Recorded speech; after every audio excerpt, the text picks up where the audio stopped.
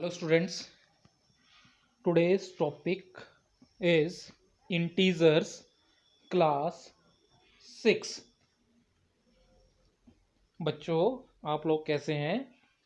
आज का हमारा जो टॉपिक है वो है इंटीजर्स। तो आइए इंटीजर्स के बारे में जानते हैं। बच्चों, इंटीजर्स क्या होते हैं, आइए इसके बारे में जानते हैं। तो सबसे पहले the collection of the numbers 0, -1, -2, -3, -4 and so on, 1, 2, 3, 4 and so on। तो ये जो कलेक्शन है नंबर्स की, जिसमें नेगेटिव नंबर्स भी हैं, जीरो भी है और पॉजिटिव नंबर्स भी हैं, इस कलेक्शन को हम इंटीजर्स कहते हैं। ये जो नंबर की कलेक्शन है इसको हम इंटीजर्स कहते हैं। यहाँ पे आप देखेंगे कि इसमें हमारे पास ये जो हैं, ये जो लेफ्ट साइड पे है, जीरो की लेफ्ट साइड पे -1, -2, -3, -4, -5, -6, -7 एंड सो ऑन। मतलब कि ये खत्म नहीं होंगे, आगे तक चलते ही जाएंगे, कभी एंड नहीं होंगे। ऐसे इंटीजर्स को हम नेगेटिव इंटीजर्स कहते हैं, जो जीरो की लेफ्ट साइड पे हैं। इसी तरह से ये जो इंटीजर्स हैं हमारे पास 1, 2, 3, 4, 5, 6, 7 एंड सो ऑन, मतलब ये आगे तक चलते जाएंगे। इन इंटीजर्स को हम पॉजिटिव इंटीजर्स कहते हैं और ये जो है जीरो की राइट साइड पे। तो स्टूडेंट्स, यहाँ हमने ये जाना कि इंटीजर्स क्या होते हैं। तो इंटीजर्स जो होते हैं वो पॉजिटिव नंबर्स होते हैं, नेगेटिव नंबर्स होते हैं और इसमें जीरो भी आती है। ये जो नेगेटिव नंबर्स हैं इनको हम नेगेटिव इंटीजर्स बोलते हैं और ये जो पॉजिटिव नंबर हैं इनको हम पॉजिटिव इंटीजर्स बोलते हैं। अब students, how we can represent integers on a number line. अब हम देखते हैं कि इंटीजर्स को हम नंबर लाइन पे कैसे प्रेजेंट कर सकते हैं। तो आप देखेंगे यहाँ पे हमारे पास एक नंबर लाइन है, ये इसके दोनों तरफ एरो हैं। एरो का मतलब है कि ये जो इंटीजर्स हैं ये काउंटलेस हैं, ये कभी खत्म नहीं होंगे, नेगेटिव इंटीजर्स भी और पॉजिटिव इंटीजर्स भी। अब देखिए इस नंबर लाइन के ऊपर जो लेफ्ट साइड पे रेड कलर से नंबर्स मार्क किए हुए हैं वो नेगेटिव इंटीजर्स हैं और जो ब्लू कलर से जीरो की राइट साइड पे मार्क किए हुए हैं वो हमारे पास पॉजिटिव इंटीजर्स हैं। तो स्टूडेंट्स, नंबर लाइन के ऊपर नेगेटिव इंटीजर्स जीरो की लेफ्ट साइड पे आएंगे हेयर, और जो पॉजिटिव इंटीजर हैं वो जीरो की राइट साइड पे आएंगे। और जीरो जो होता है एक न्यूट्रल इंटीजर है, ये ना नेगेटिव होता है और ना ही पॉजिटिव होता है, ये एक न्यूट्रल इंटीजर है। अब आप ध्यान से देखिए तो ये पूरी कलेक्शन नेगेटिव नंबर्स की और पॉजिटिव नंबर्स की और जीरो की, ये सब मिलके इंटीजर्स बनाते हैं। मीन्स हम ये बोल सकते हैं कि इंटीजर्स जो हैं वो कलेक्शन है negative numbers, zero and positive numbers की। और आप पिक्चर में यहाँ पे देख पाएंगे कि ये जीरो से लेकर आगे तक जो भी नंबर हैं, ये जीरो से, तो ये हमारे पास होल नंबर्स हैं। 0, 1, 2, 3, 4, 5, 6, 7, 8, 9, 10 एंड सो ऑन, ये होल नंबर है। और ये जो हैं 1 से स्टार्ट हो रहे हैं और आगे तक चलते जा रहे हैं, 1, 2, 3, 4, 5, 6, 7, 8, 9 एंड सो ऑन, आगे तक चलते जाएंगे, कभी खत्म नहीं होंगे।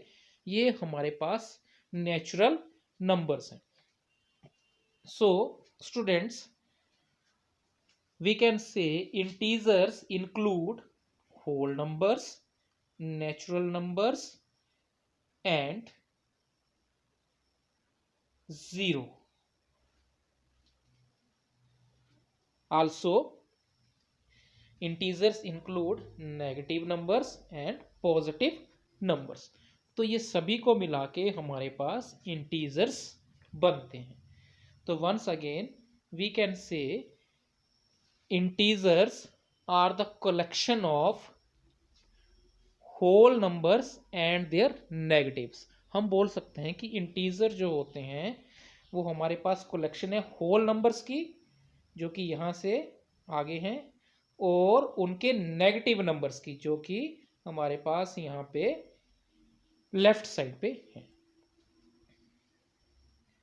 नेक्स्ट, ये जो डायग्राम अभी हमने स्टडी की पिछली स्लाइड में, इससे हम ये देख सकते हैं कि जो इंटीजर्स होते हैं उसमें नेचुरल नंबर्स भी आ जाते हैं, होल नंबर्स भी आ जाते हैं, और नेगेटिव नंबर्स भी आ जाएंगे. Means the integers include natural numbers, whole numbers and negative numbers. और we can say integers are the collection of whole numbers and their negatives. तो बच्चों, आपको ये अच्छी तरह से समझ में आ गया होगा. अब इंटीजर्स के बेस पे हम कुछ क्वेश्चंस सॉल्व करते हैं.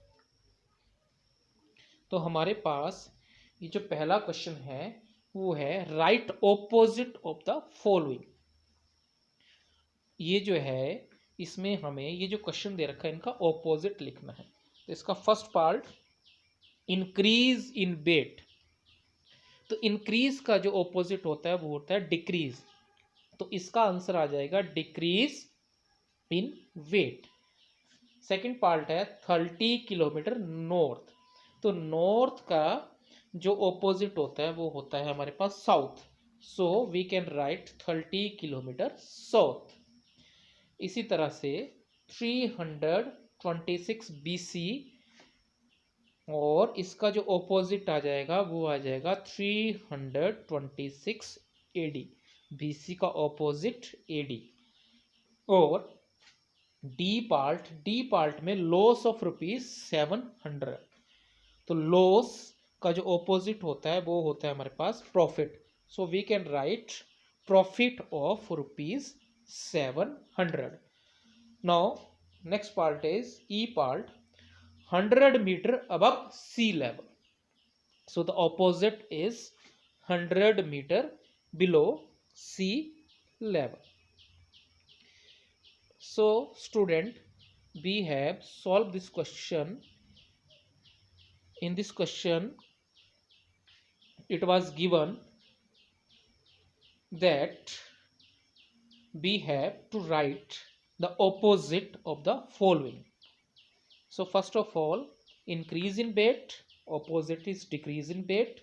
30 kilometer north, opposite is 30 kilometer south. 326 BC, opposite is 326 AD.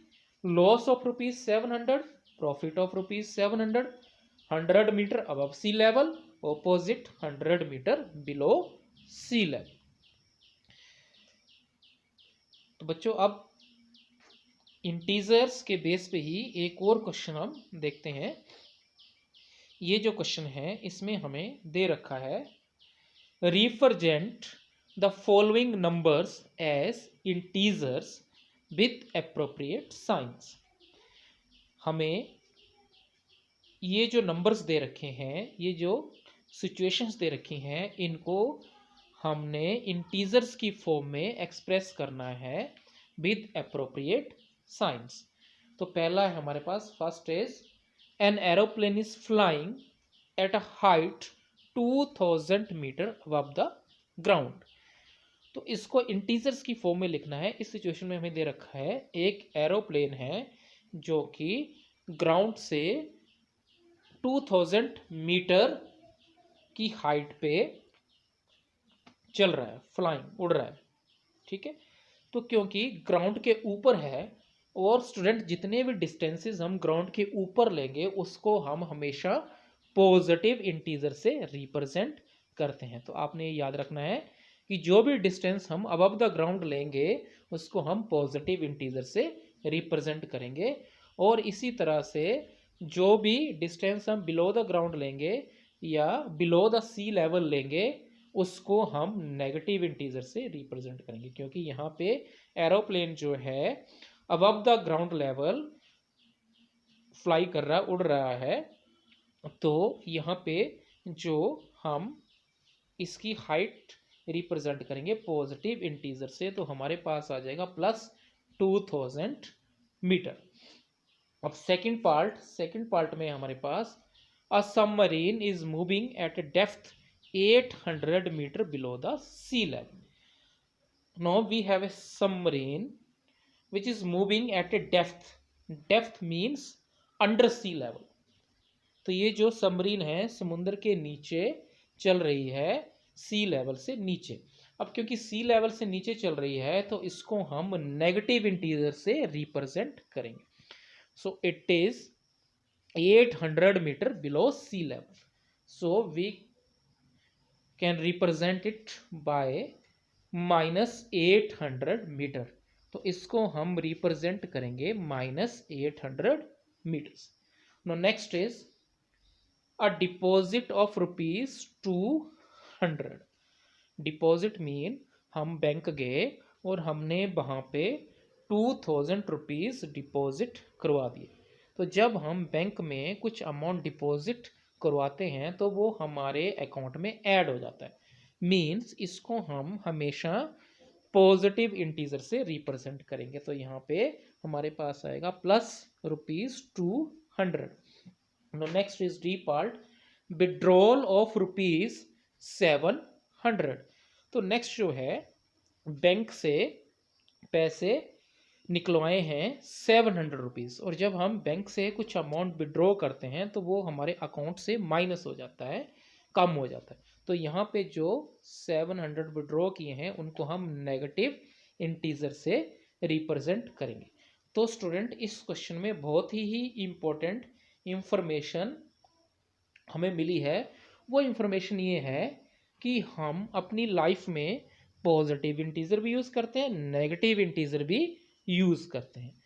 Positive integer कहाँ यूज़ करते हैं, जैसे कि हमारे पास फर्स्ट पार्ट में था कि एक एरोप्लेन है जो कि ग्राउंड से 2000 मीटर अबव उड़ रहा है, चल रहा है। तो क्योंकि ग्राउंड से अबव जो भी डिस्टेंस लेंगे हम पॉजिटिव लेंगे तो इसको हम पॉजिटिव इंटीजर से रिप्रेजेंट करेंगे। सेकंड में हमारे पास था कि एक सबमरीन है जो बिलो सी लेवल है, तो जब भी बिलो सी लेवल की बात करेंगे तो हम उसको डिस्टेंस को नेगेटिव इंटीजर से रिप्रेजेंट करेंगे। एक और सिचुएशन है हमारे पास सी और डी पार्ट में, जब हम बैंक में कुछ अमाउंट डिपॉजिट करवाते हैं तो उसको हम पॉजिटिव इंटीजर से रिप्रेजेंट करते हैं, और जब विड्रॉ करवाते हैं तो उसको हम नेगेटिव इंटीजर से रिप्रेजेंट करते हैं। Now let us see another question. Question number 3. In this question, we have represent the following numbers on a number line.